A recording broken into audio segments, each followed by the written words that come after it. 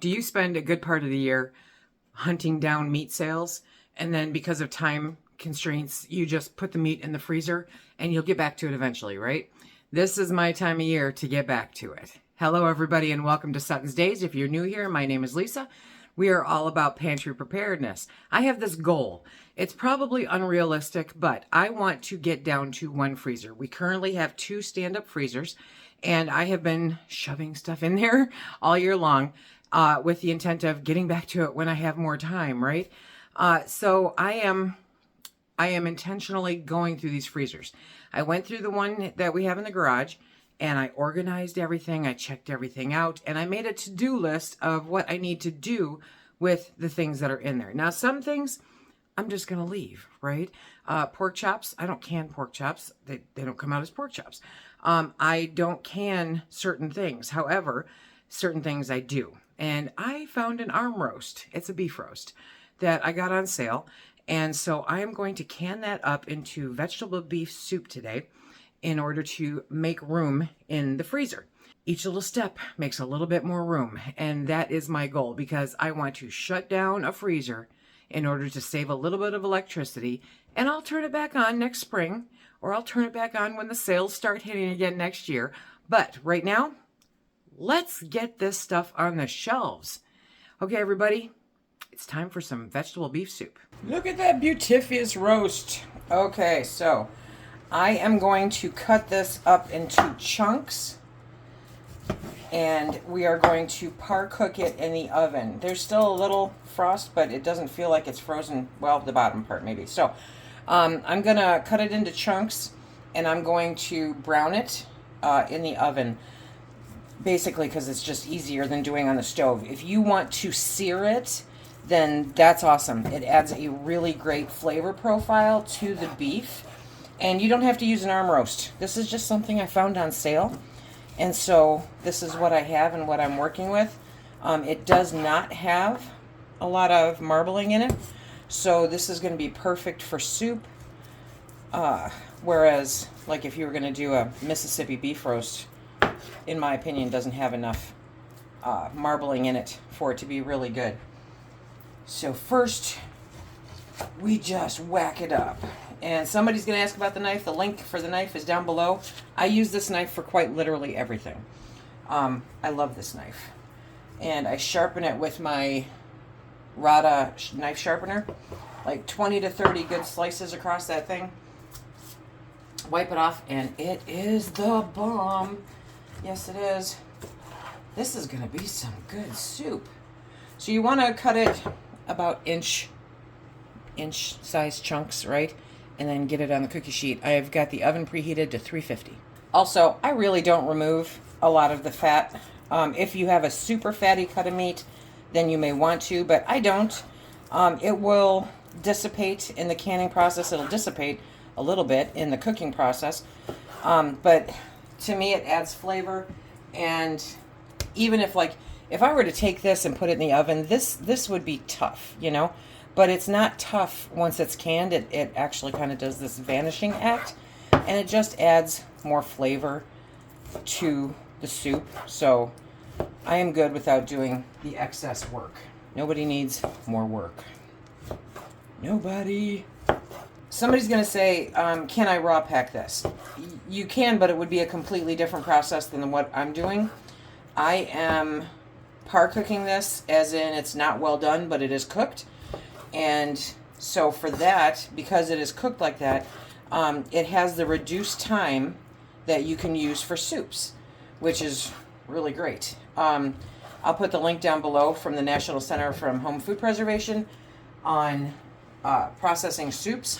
When you process soups, it's half liquid, half solids, and it is a nice lesser amount of time than if you were doing raw packed. Okay, so that is that. You can, like I said, you can brown it. You can do a nice sear on it. You can season it a bit if you want.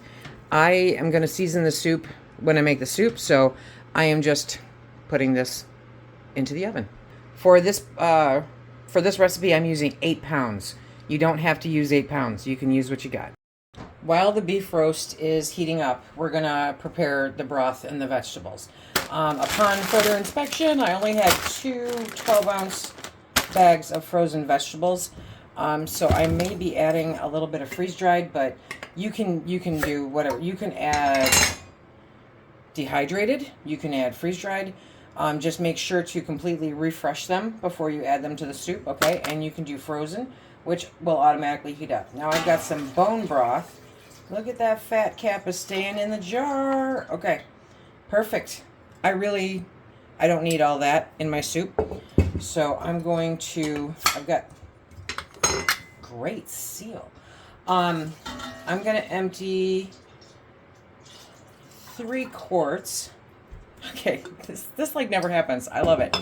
I'm going to empty 3 quarts of my homemade beef broth into a pot. Okay. And then we're going to add the frozen vegetables. So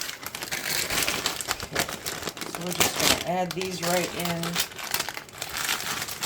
the broth. All their frosty goodness. And I need to add some more to my grocery list. Maybe not. Maybe I'll, you know what? Yeah, hello. No, I won't. I'm going to leave that so that there's room in my freezer. Hello. For anybody that was interested, 4 Jars now has this amazing jar opener. Oh my gosh, it's awesome. If you use the code SuttonsDaze when you check out, you get 10% off. It's fantastical. Okay, so now I'm going to turn on the heat and I'm going to grab some freeze-dried vegetables to add to this. I'm going to add some shrooms because, well, we don't need the desiccant pack, by the way, because mushrooms are good. Mushrooms are good. I'm going to add a little bit more freeze-dried carrots because, well, there. You don't want to add too many because it can be overly sweet, and that's not good. A little bit of onion, because onion in a beef soup is always good.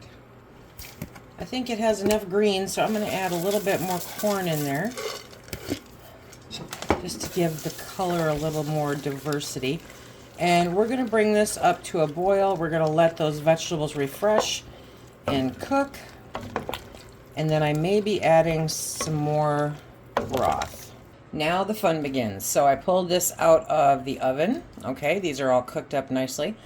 And so now I'm going to divide it between the jars. And this should do very well for the amount of jars that I have. We shall see. You remember the old saying, a pint's a pound the world around? Yeah, okay. So these are quarts. Ideally, then we would want 7 pounds of meat. This was almost 8 pounds in the package to fill half with solids.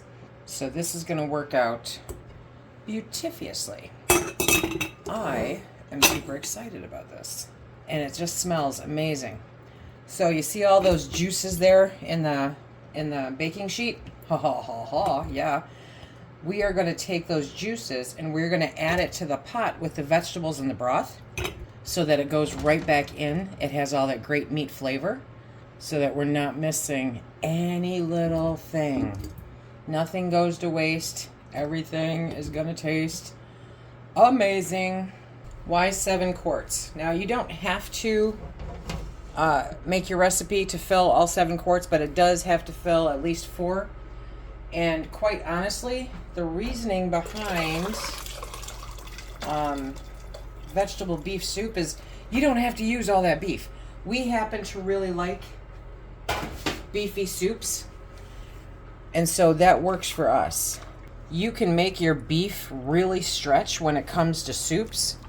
So you can use just a couple of pounds of beef, just cut it up small and divide it between the jars and then load up on vegetables and you have a great soup. While I am filling the jars, I have my canner heating up. Remember, you want similar temperatures when you are doing any kind of canning. So you want the water in the canner to be of similar temperature to the water in the jars. The water in the jars obviously is hot, so I'm bringing the temperature up in the canner. You're going to fill these to 1-inch headspace. And when you're filling it, you want to make sure that you're getting down for the first scoop or so and scooping up as many of the vegetables as possible so that they're evenly distributed throughout the jar. And then just scoop off the top and get liquid only and fill to 1-inch headspace. Someone's going to say, well, Lise, there was fat on that meat and it cooked down into the juices on the pan. So isn't fat bad for canning? Fat is not desirable. However, a little bit of fat is not going to hurt. And when it comes to things like soup, there's going to be a little bit in there. I don't honestly know how to avoid it completely. So it's no harm, no foul. It will be fine. And it will not turn rancid on you if stored properly. Remember, cool, dark, dry. And I know not everybody can get 70-degree temperatures consistent in their pantry, but do your best. And that will determine the shelf life. But the little bit of fat that's in here isn't going to hurt a thing. Nothing at all. That is what's left in the pot. I could not have made that happen if I tried. So that's fantastic. Your results may vary based on how much meat you use, how much vegetable you use, how much broth you use, but yeah, that got me all of the jars filled with just that left over. Hey Lise, I like noodles in my vegetable soup. Yep, I know, but that does not mean you can put them into your home canning. But they do it commercially. Yep, I know, and they have a completely different process. I used this example earlier this week. Okay, Ford puts out great big trucks and Ford puts out little bitty cars. They do different things. Home canning is a completely different process than commercial canning. Just because they do it commercially does not mean that you can do it at home. No pasta, no grains, no rice, none of that stuff. Add that when you crack open the jars, okay? 4 jars canning lids, my friends. Did you guys take advantage of that amazing Black Friday sale? Crazy good. These are some of my new lids. I love it. So we are going to put these on. We wipe down all of the rims. Even when you're using a funnel, wipe down your rims because the funnel is not a guarantee that nothing got onto the rims. You don't want anything coming between the lid and the rim because that can mean failure. If you didn't get a chance to take advantage of their amazing Black Friday sale, they still have the best price on lids anyplace. So check it out, and you can save even more by using my code, SuttonsDaze. Now, rings do not have to be brand new. Look at these ones. These ones look kind of new, don't they? So you just put them on finger tight. See? That's it. You just put them on finger tight. It is for a purpose because if you screw them down too hard, right, then during the canning process, the air inside cannot evacuate the jar. Super important that that happens. So you need to have it on there, but not really tight. If you make it really tight, you'll know because either the lid will blow off completely or they will buckle, and that's no good. What happens if you have a rusty ring? It's a tool, friends. It's not an engagement ring. As long as it goes on that jar, it's good. It does not matter what it looks like, okay? So use your rings. As long as they go onto the jar, it's a tool that works the way it's supposed to. If you've taken a look at your hammer lately, my bet is it does not look pristine and new. Because with any luck at all, if you have a hammer, you've used it. It's not supposed to look pristine and new. You don't get rid of the rings. You don't store them with the rings. So rings get used a lot. A whole bunch. We have our 7 quarts in the canner with 3 inches of water. I am using the amazing 4 jars pressure canner. Yes, I am. And we are going to can these for 75 minutes. Because they're soup, it doesn't need to be 90 minutes, which is another reason why we cook the meat, is because that way that part of the process is taken care of, okay? So I will see you when these come out. We canned for 75 minutes. The canner is completely depressurized. I know it's completely depressurized because the gauge went down to 0. And then I took the regulator off, and if it wasn't completely depressurized, you would have had steam coming out where the regulator is, and you would not be able to turn this handle. It's a really great safety precaution that 4 jars put on there. I love it. beautiful soup. So now I have in the canner, or out of the canner, that can go on the shelves tomorrow after I wash the jars. I will let these sit, make sure that they all seal, even though it does look that way. They're all bubbling and troubling. Look at that. It even looks good in the jar. I am very happy. 7 quarts of yummy goodness here.